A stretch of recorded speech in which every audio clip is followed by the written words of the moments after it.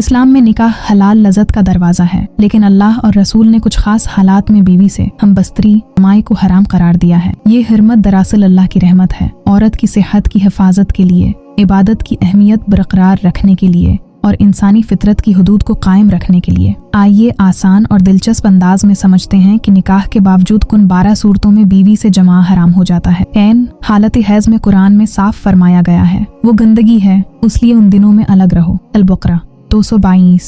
इस दौरान खून की वजह से औरत और मर्द दोनों की सेहत को नुकसान पहुंच सकता है, इसलिए जमा मना है। 2 हालती निफास में, जब औरत बच्चे की पैदाइश के बाद खून के दिनों में हो तो जमा हराम होता है, क्योंकि उस वक्त औरत का जिस्म बहुत कमजोर होता है और उसे आराम की जरूरत होती है।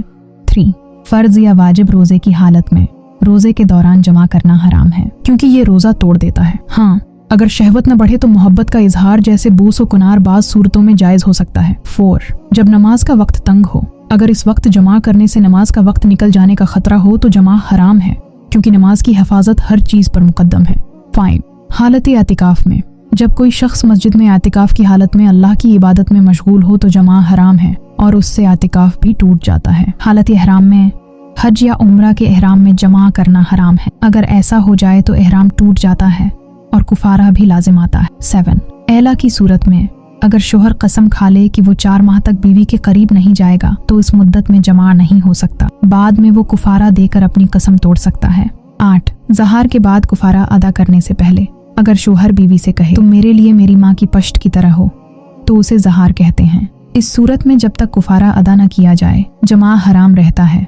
9 वतीब अल शबाह की उद्दत में, अगर किसी गलती या शब्बह की बुनियाद पर किसी औरत से जमा हो जाए तो उसकी उद्दत के दौरान दूसरे शख्स के लिए उससे जमा करना हराम होता है। 10 आगे और पीछे के मकाम में शबह हो, अगर ये शबह हो कि जमा फरज में हुआ या दब्बर में और यकीन न हो तो एहतियातन उसे हराम समझा जाता है, क्योंकि दब्बर में जमा हर हाल में सख्त हराम और काबिल मज़म्मत अमल है।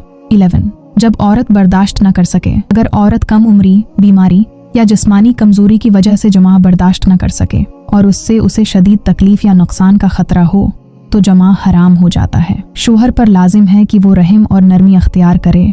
12 मेहर मुजल अदा न होने की सूरत में, अगर मेहर फौरी अदा करने का वादा था और औरत कहे कि पहले मेहर अदा किया जाए तो उस वक्त तक शवहर के लिए जमा करना जायज नहीं होता।